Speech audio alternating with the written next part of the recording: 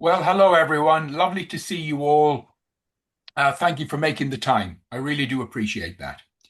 Today, I want to talk about a subject we have talked about before, but it's actually a very important subject. And I've called it Goals. What is the point? And really, what is the point of goals? Now, every one of us here has read about goals. We've heard about goals. You've probably attended lectures on goals. And yet, statistics show that the majority of people in the world don't actually set them. They don't set goals. And even the people who do set goals, they're not what I would call proper goals. They're more like a shopping list. They make a list of things that they'd like to do or have or buy or achieve or travel to, and they just make a list, like a bucket list, a shopping list. They're not real goals. So today I just want to talk briefly about what is the point, what are the benefits, and why don't we do it?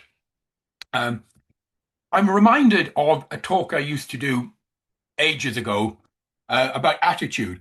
And I used to say to people, in life, you can achieve anything you want with a positive mental attitude. And then I used to pause and I would say, let me say that again. In life, you can achieve anything you want with a positive mental attitude better than with a negative mental attitude. So hopefully you get the point. It's the same with goals. You can achieve anything you want in life better with goals than without goals. So goals are actually very, very important. Um, I enjoy setting goals. I get frustrated, by the way, because I don't always achieve them, but I do enjoy it. And for me, the end of every year, the Christmas period, I've always done this for 25, 30 years. I take some time off, maybe about a week to spend with my family, but I use that time to do two things. Excuse me, to set my future goals for the next year and to look back at the previous year and see how I did. And let me show you something. I used to write them in journals.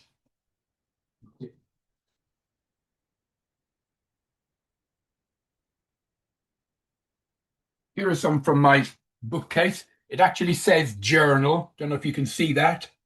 Um, nowadays, I do it all online. And I find it interesting to read back some of my old journals. And what I've recognized over the years is that I don't always achieve what I set every year, but I usually overachieve over a 3 or 4 year period. And I looked at that, so I did some research on that, and I found that's not just me, that's actually normal. So we often overestimate what we can achieve in a year. We don't always hit it, but we underestimate what we can achieve in a 3 or 4 year period, which I find very, very motivating personally. I look back at my goals for last year. Did I hit them all? No, I didn't. No, I hit about 60, 65%. So about two-thirds roughly. Is that good? Is that bad? No, it's just the way it is. So I relook at it, I reset, and I reset the goals for the next year. So let me, and in a minute, I'll tell you the areas that I set goals in as well in my life. But let's have a look at, let me share my screen and we'll get into this. Okay, so I've called it goals. What is the point? So, first of all, why? Why should we set goals? Well, on my slide, I've given you a few basic points. They give us direction, focus, motivation. But more importantly, goals are like a compass. They keep you on track, they keep you on direction. You see, one of the sad things in life is that most people are very busy, but they're not always productive. And there's a difference between being busy and being productive. So goals are something that will help you to be more productive in life, not just busy, busy, busy. So very important that. The other problem with goals is, are they real? Are they real? What do I mean? Are your goals real to you? Or have you just adopted them from someone else, or from social media, or from a magazine, or from television, or from something you read? Did you read something and think, oh, yes, oh, I'd like to have that? But do you really? You see, goals need to be real and genuine. And here's the word valuable to you. The word valuable comes from values, our core values. Your goals need to be aligned with your true core values. Otherwise, you won't achieve them, or even if you do, they won't satisfy you. So that's why I use the words, are they real? You know, what is it you want and why do you want it? Is it because your friends have it? Someone on television has it? Why do you want it? So we'll come back to that in a moment. Okay. So one of the first benefits is it helps you to get clarity. It helps you to understand the difference between what matters and what doesn't matter. Leaders, and you are all leaders, every one of you here, leaders with clear goals make better decisions. Why? Well, when you are working towards something you really know that you want, you stop reacting and you start acting on purpose. So when stuff happens, when problems happen, and they always do, you don't just react. You're able to look at it more calmly and you can respond instead of reacting. You know, one of the big things that gets in the way of goals and achieving is worry. Every one of us worries. It's normal. We have worries about money, family, health, job, everything. What is worry? Have you ever thought about it? Worry is simply your imagination telling you what you don't want. Worry is your imagination telling you about something you don't want. So if it's your imagination, you can change it. Really important to understand this. Worry kills people. People get eaten up with worry. It takes charge of them. You need to make sure you take charge of it.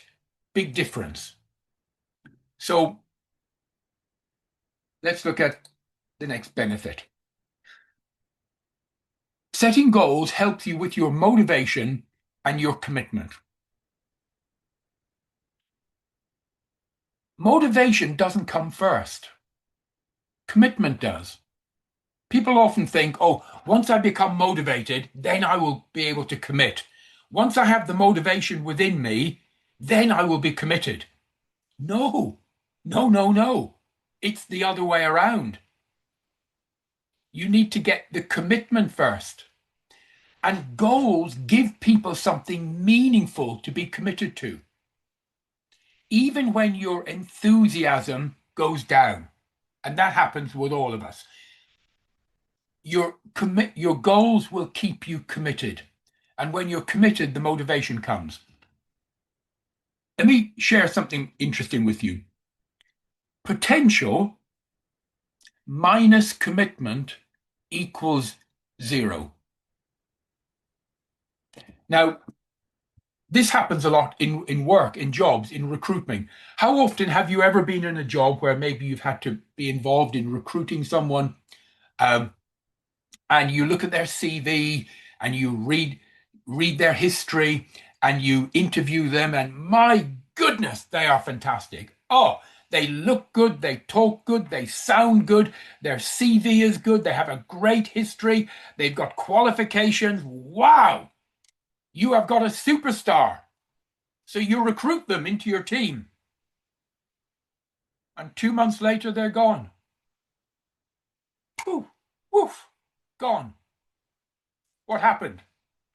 What happened was they had potential, lots of potential, but no commitment.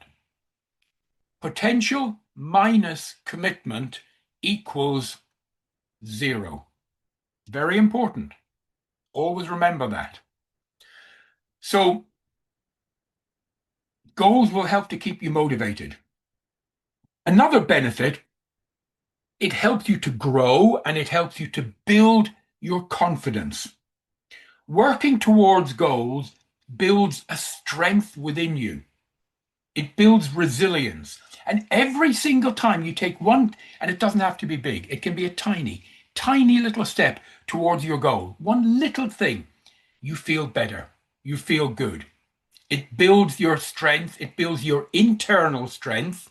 It builds your confidence. And how do we get confidence? We get confidence through action. Every single time you take an action, even if it's tiny, a little step towards a goal, it reinforces your belief and it reinforces your capability. This is very important in leadership development. So small steps are the key. Not trying to achieve everything, not trying to become a millionaire overnight, not trying to lose a huge amount of weight in a short period of time. Small little steps. This is what's important. And they make you feel good. Okay, let me do. Fulfillment. The feeling of fulfillment comes when you start to work towards a worthy goal. You get a wonderful sense of achievement and accomplishment within you. And every time you do that, it gives you the inner strength to take the next step. So this is why it's important to do it little bit at a time, small bit at a time, not try and conquer the world, in a day or a week or a year. You do it bit by bit. Recognizing milestones. So when you set a goal, it's very important not just to set the ultimate, the overall goal, but to have steps along the way. Some of that is very easy with some goals like losing weight or putting on weight or earning money or saving money in your bank account. You can have little steps, easy to measure. Others to do with emotional goals, you have to think about what those steps might be. All right. So now let's look at why do people fail? Why do goals not get achieved? One of the main reasons is lack of clarity. People just set a goal, and this happens when I coach people all the time. A great coaching question, a simple coaching question is, what do you want? And people might say, oh, I want to be really rich. I say, great. What does that mean? And they say, lots of money. And I say, no, I don't know. That means nothing to me. And people do this all the time. They are not clear. They're not specific. Most people are not very good communicators. They're not good at communicating with others, and they are even worse at communicating with themselves. So clarity and preciseness of communication is very, very important. In fact, no, it's not important. It's crucial. It's vital. What other words could we think of? It's everything to do with life. So being clear and precise. Right. So vague goals create confusion and, of course, inaction. So there's a phrase I use a lot. called crystal vision. It's important to have crystal vision, like a laser. Linked to that is the importance of visualizing. How many people, when they do have a goal, actually take time to visualize it? To just sit quietly, no distractions, no TV, no other people talking. Just sit quietly, close your eyes, and visualize the end result. Visualize the goals. My goodness, I mean, it's so simple. It's childishly simple. Everyone can do it. How many people do it? Do you know? Statistics show almost none. Almost none. And yet, you don't need any special equipment. You don't need money. You don't need anything. Everyone has the ability to quietly close their eyes, go inside, meditate, and visualize. And yet, so few people do it. And it is one of the crucial steps to achieving a goal. So it's not just important to have the goal. You must spend time in here on your own, not out there, in here and in your heart. So here and here, okay, both places, visualizing it and believing and generating within you the feeling of having it. So the feeling of as if, I'm sure you've heard that expression before, as if you have it. You generate that feeling in your heart and you visualize it. So this is one of the reasons why people don't achieve. Another reason, lack of consistency.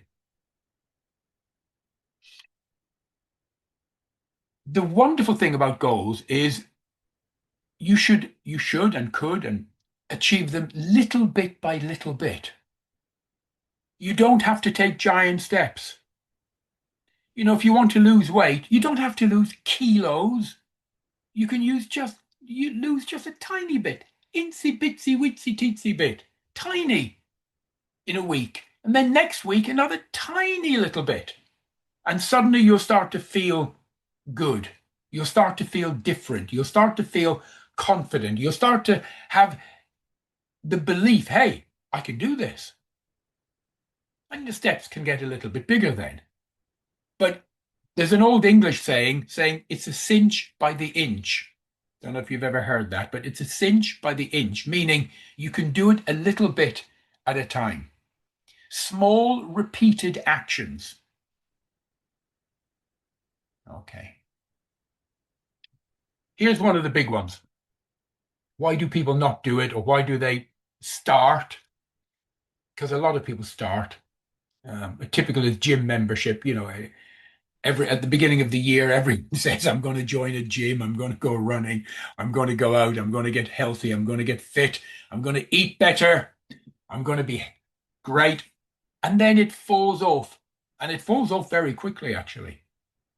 And one of the reasons is fear and self-doubt. There are some big fears. The fear of failure. That's a big one. The fear of rejection is another one. Here's a strange one. The fear of success. Can you imagine? Can you imagine that some people don't do things because they fear success? Strange, but very, very true. So here's some information for you all. When you were born as little babies, every single baby comes into the world with only two fears.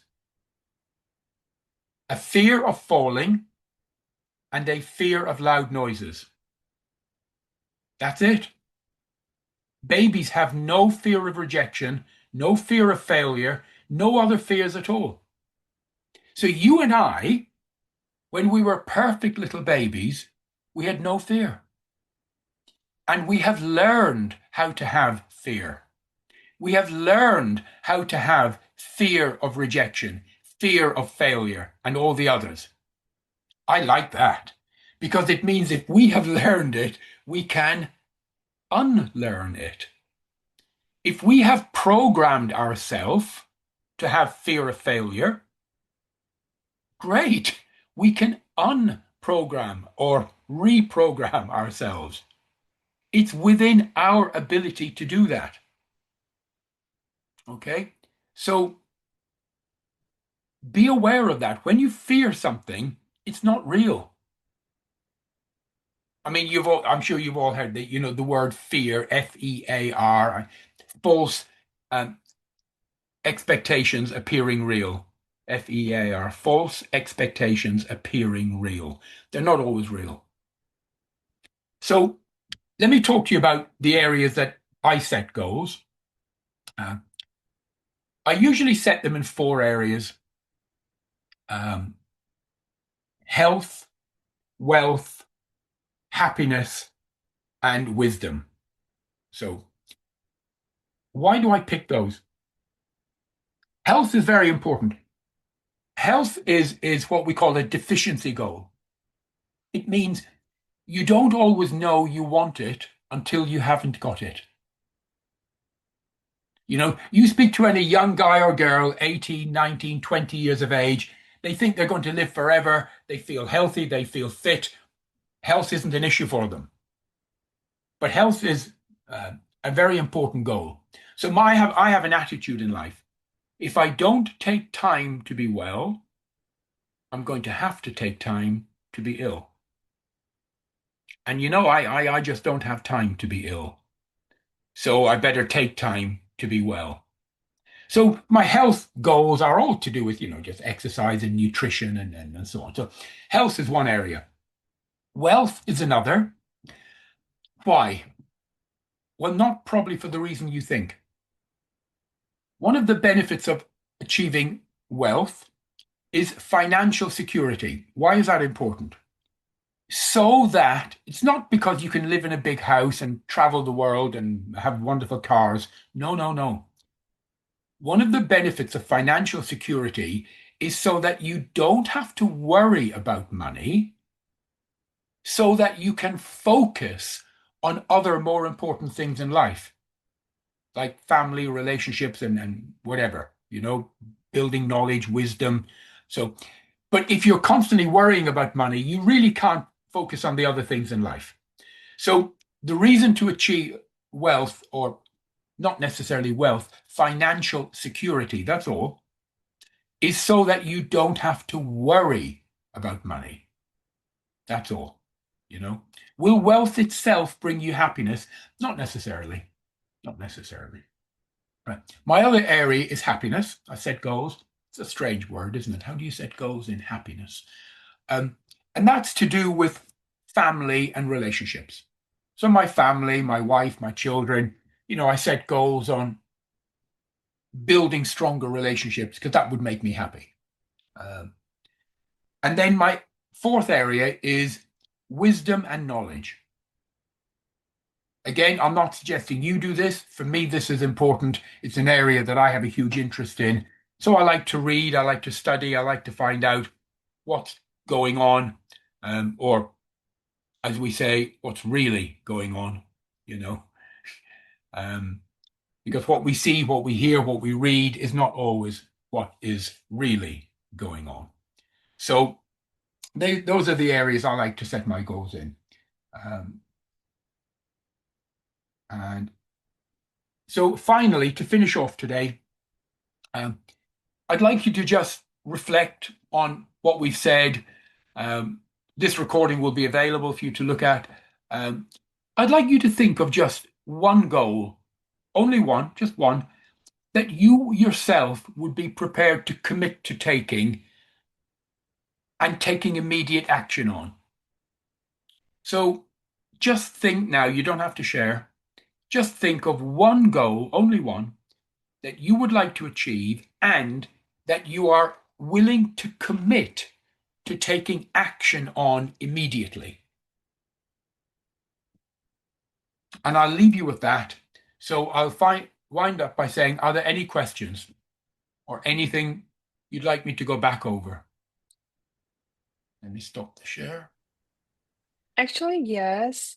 Just the final sentence you've mentioned, the clear goals plus consistent action plus the right mindset lead to Yes. success. What does it mean, the right mindset here? Yeah. So